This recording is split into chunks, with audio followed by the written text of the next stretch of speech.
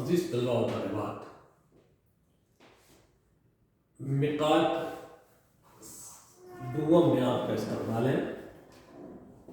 ہم یہ سال سوم کے پہلے سیمسٹرز کا مطالعہ ہم نے کیا، ابھی دوسرا سیمسٹر ہے، جس کے شامل نصاب آپ کو جو پرچے پڑھنا ہے، جن پرچوں کا مطالعہ کرنا ہے، جس کی اسٹڈی کرنا ہے، ان میں ہے خاکہ سوانح، سفرنامہ، رپورتاژ اور جدید ذریعہ ابلاغ۔ ہم نے اس سے پہلے جن چیزوں کو دیکھا، مکتوب، انشائیہ اور کیا کہتے ہیں، مکتوب انشائیہ کا ہم نے اس سے پہلے سیمسٹر میں مطالعہ کیا تھا۔ اب جو شامل نصاب پرچے ہیں آپ کو تھرڈ ایئر کے اندر 6 سیمسٹر میں، اس میں پہلا تو پرچہ ہے خاکہ اور سوانح، دوسرا ہے سفرنامہ، رپورتاژ، اور تیسرا ہے جدید ذرائع ابلاغ۔ اور اسی کے ساتھ آپ کو جو ایک مکمل کام کرنا ہے، جس کو پروجیکٹ ورک ہے، وہ کام بھی آپ کو مکمل کرنا ہے، جو کہ اس سال آپ کو پورا ایک جو ہم نے پچھلے سیمسٹر میں ہم نے جو عناوین تقسیم کیے ہیں، ان عناوین کے تحت جو ہم نے آپ کو خط و خال ابھار کر دیا کہ اس طریقے سے ہم کو پروجیکٹ بنانا ہے، آپ کے جو ٹاپک کی بھی تقسیم ہوئی ہے، انشاءاللہ اس پر بھی ہم تفصیلی گفتگو اس سیمسٹر میں کریں گے، اور ساتھ ہی ساتھ آپ کی پریکٹس ورک بھی کرتے چلیں گے۔ بہرحال ابھی فی الحال جس موضوع سے ہم کو گفتگو کرنا ہے، جو پرچہ میں آپ کو پڑھاؤں گا، وہ سفرنامہ اور رپورتاژ ہے۔ عزیز طلباء و طالبات، ہم نے اس سے پہلے تفصیلی گفتگو کی ہے کہ ادب کے 2 حصے ہیں، ایک شاعری اور ایک نثر۔ نثر کے 2 حصے ہیں، افسانوی ادب اور غیر افسانوی ادب۔ تو ہم یہ سال صبح میں مکمل طور پر غیر افسانوی ادب کا مطالعہ کر رہے تھے۔ ہم نے جیسے پہلے مکتوب پڑھا، غیر افسانوی ادب ہے، انشائیہ پڑھا، غیر افسانوی ادب ہے، تنقید پڑھا، غیر افسانوی ادب ہے۔ اب ویسے ہی ہم کو یہاں پر اس نصاب میں خاکہ سوانح، جو کہ غیر افسانوی ادب میں شمار ہوتا ہے، جیسے سفرنامہ غیر افسانوی ادب میں شمار ہوتا ہے، جدید ذریعہ ابلاغ غیر افسانوی ادب میں شامل ہوتا ہے۔ تو ہم نے یہ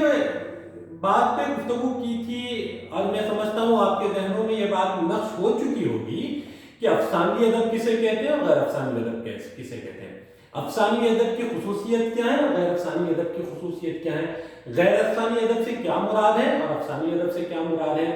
افسانوی ادب میں کون کون سی اصناف کا شمار ہوتا ہے اور غیر افسانوی ادب میں کون کون سی اصناف کا شمار ہوتا ہے۔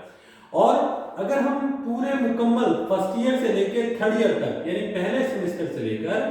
6 سیمسٹر تک مکمل طور پر اس بات کا احاطہ کریں اور ذرا ہمارے سلیبس پر نظر ڈالیں، تو ہم کو معلوم ہوگا کہ فرسٹ ایئر سے لے کے تھرڈ ایئر تک اردو کی دونوں اصناف سخن، دونوں اصناف اردو کی دونوں شعری اصناف اور نثری اصناف، اور شعری اصناف کی تمام تر قسمیں اور نثری اصناف کی تمام تر قسمیں، ان ساری چیزوں پر کم و بیش کم طور پر ہماری اس میں گفتگو ہو چکی ہے۔ اور اب جو رہ رہے ہیں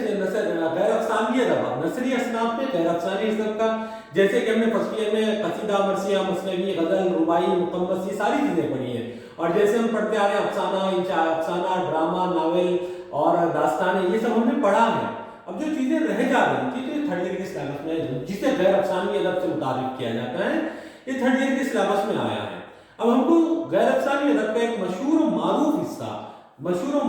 معروف باب، جسے ہم سفرنامہ کہتے ہیں، سفرنامے کے متعلق ہم کو اس سال گفتگو کرنا ہے، اور سفرنامے سے متعلق پورا مکمل 50 مارک کا پرچہ آپ کے سوالے پرچے میں ہے۔ اور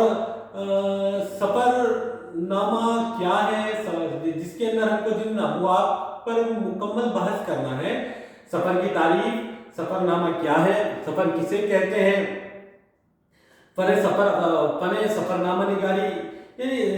اور سفرنامے کے اقسام، سفرنامہ ابتداء اور تاریخی ارتقاء، مصطفیٰ حسین کے سفرنامے، اور اسی میں مصطفیٰ حسین کے سفرنامے کی جو کتاب ہے، جس کتاب کا نام جاپان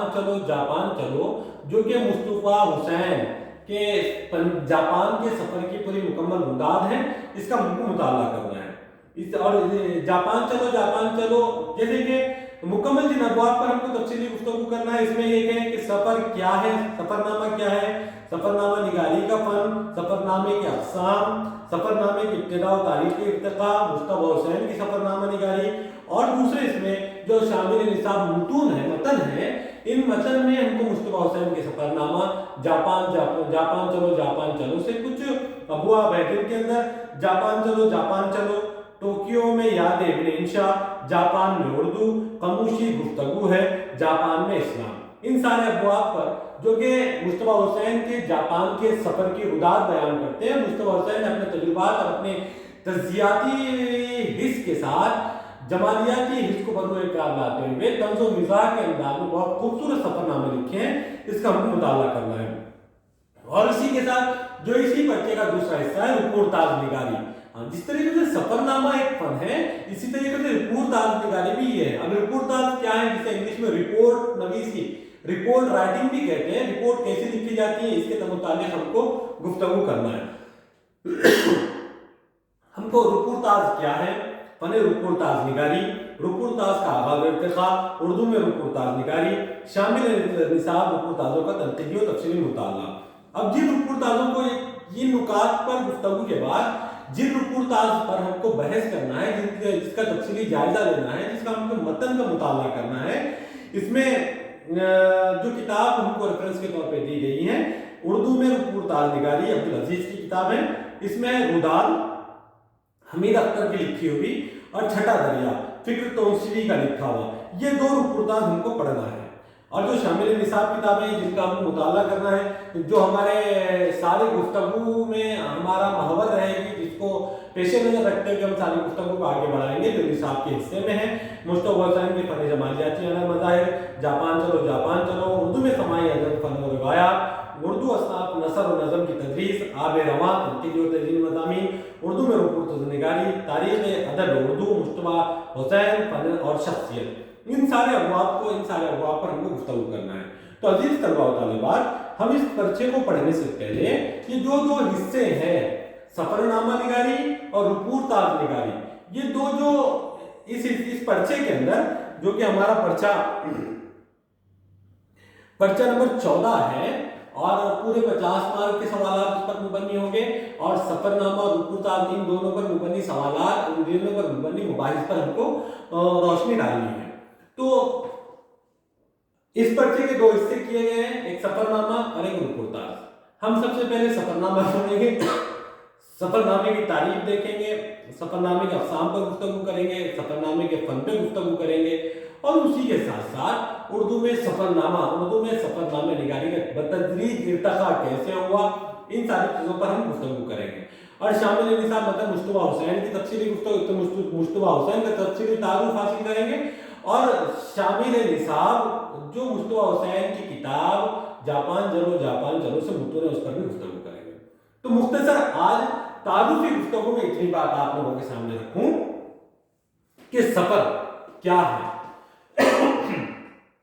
हम जानते हैं कि एक मुकाम से दूसरे मुकाम पर जाना सफर कहलाता है।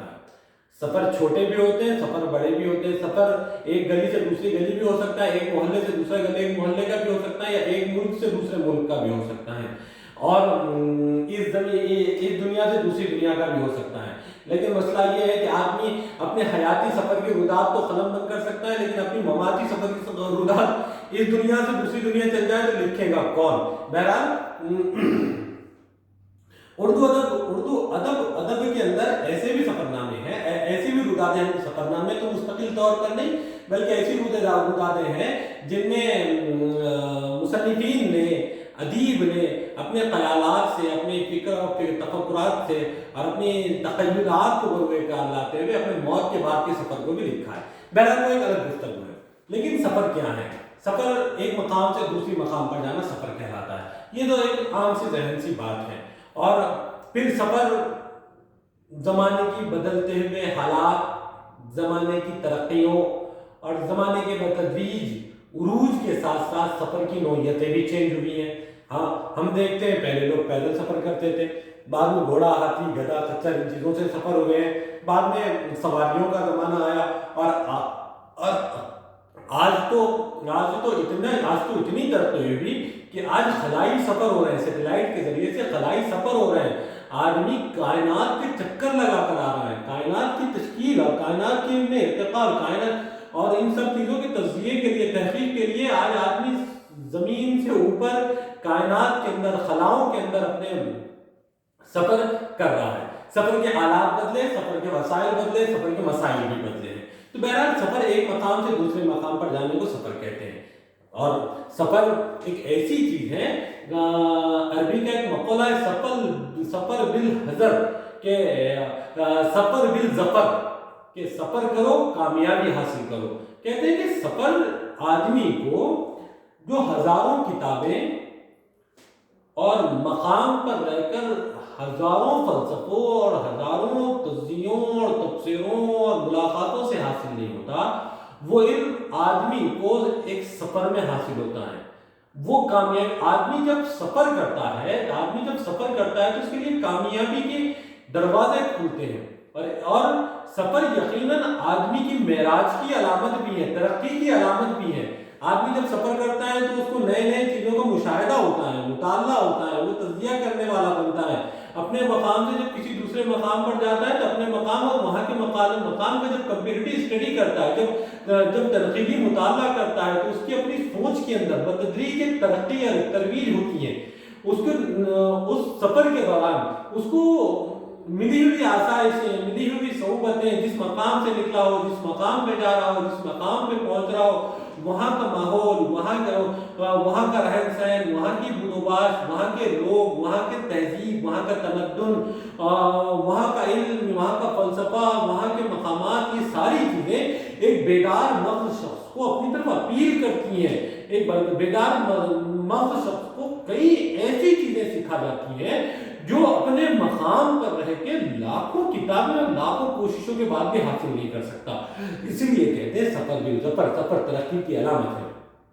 اور کہا جاتا ہے، ایک حدیث بھی ہے کہ ہجرت میں برکت ہے، ہجرت کرو اس میں برکت ہوگی۔ تو اور یہ بھی کہا جاتا ہے کہ سفر بالحذر، سفر جہنم کی گھاٹیوں میں سے ایک گھاٹی بھی ہے۔ ہم کہتے ہیں اگر کوئی آدمی کہیں سفر سے آیا تو پہلے جیسے ہمارے گھر پہ پہنچے ہم پانی پیش کرتے ہیں بھائی، اور اس سے پوچھا جاتا ہے بھائی سفر کیسے گزرا، آرام سے، سہولت سے تو سفر ہوا ہے نا، کوئی صعوبت، کوئی پریشانی تو درپیش نہیں آئی۔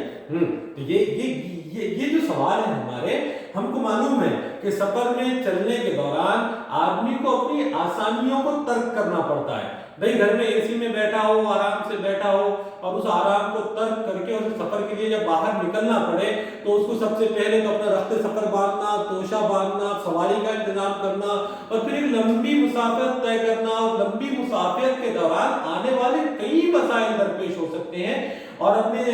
ذہنی، فکری، جسمانی، صحت، ساری چیزوں کو آدمی کو اپنے تکلیف پہنچانی پڑتی ہے، اس کے بعد جا کر اس کا سفر مکمل ہوتا ہے۔ تو اس لیے ہم سوال بھی کرتے ہیں کہ سفر میں کوئی صعوبت تو نہیں ہوئی، کوئی پریشانی تو نہیں ہوگی؟ بھلے ہی کتنی بھی سہولتیں، پہلے لوگ پیدل چلتے تھے، آج ہوائی جہاز کے سفر کر رہے ہیں۔ پہلے مہینوں کے سفر کہا جاتا ہے کہ سالوں کے سفر مہینوں میں آ گئے، مہینوں کے سفر دنوں میں آ گئے، دنوں کے سفر گھنٹوں میں آ گئے، اور گھنٹوں کے سفر منٹوں میں آ گئے ہیں۔ اتنی تیز رفتار ترقی نے آدمی کو یقیناً سہولتیں مہیا کی ہیں، لیکن ان سہولتوں کے بعد بھی انسان ایک سفر کے تعلق سے کوفت محسوس کرتا ہے۔ لیکن بیدار مغز لوگ، ادیب، مصنفین، شعراء، سماجی کارکن، مؤرخین جب سفر کرتے ہیں، ان کے سفر کے مقاصد بھی الگ الگ ہوتے ہیں، اور سفر کی نوعیتیں بھی الگ الگ ہوتی ہیں۔ انشاءاللہ سفر کی مقاصد، سفر کی نوعیتیں، سفر کی اقسام ہم اگلے ابواب میں اس پر گفتگو کریں گے۔